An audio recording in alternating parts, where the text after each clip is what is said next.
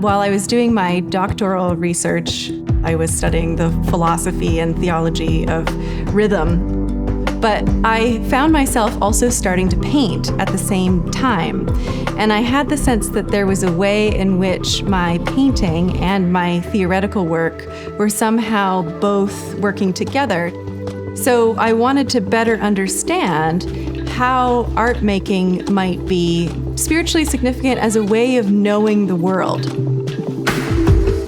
There's a story that people tell about the modern world that it's disenchanted. The magic is gone in a way. But one of the places where that story breaks open, I think, is when people encounter art. Something special happens there. It changes people.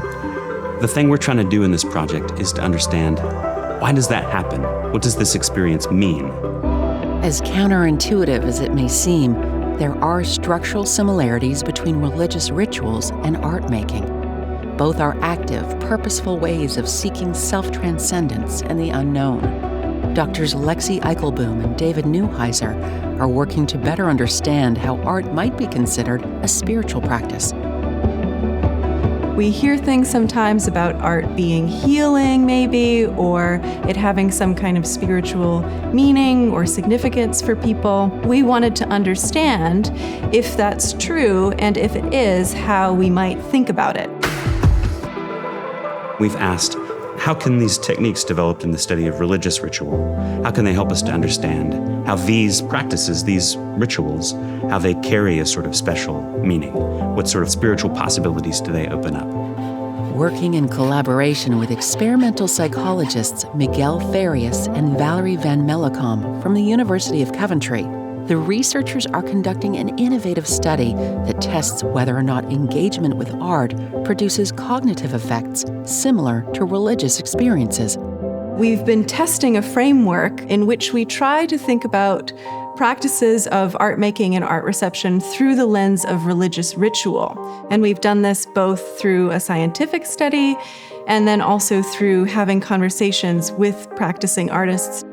We studied 6 artists primarily, and one of the conversations that we had that stood out was with an artist named Harry Nankin. He takes these rolls of film and he applies them directly to the landscape and allows the moon to function as his light source. And so this idea of making contact somehow with reality became really important for me in conceptualizing how is art making a way of knowing the world.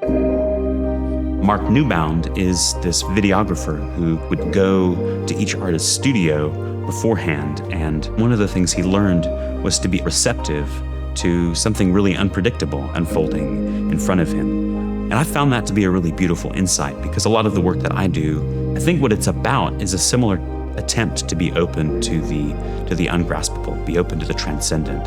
I think if art making is a distinct way of knowing the world and of making contact with reality, then I would love to see those who engage in the practice at the table as we're trying to form the concepts that we use in religion and theology. And so I think that this project works towards that goal. I think it gives us a new way to understand how art works, why it carries significance for people. I think it also helps to deepen our understanding of religious traditions. It helps us to see that in a new light. Our project has the capacity to help people understand, where can they find meaning?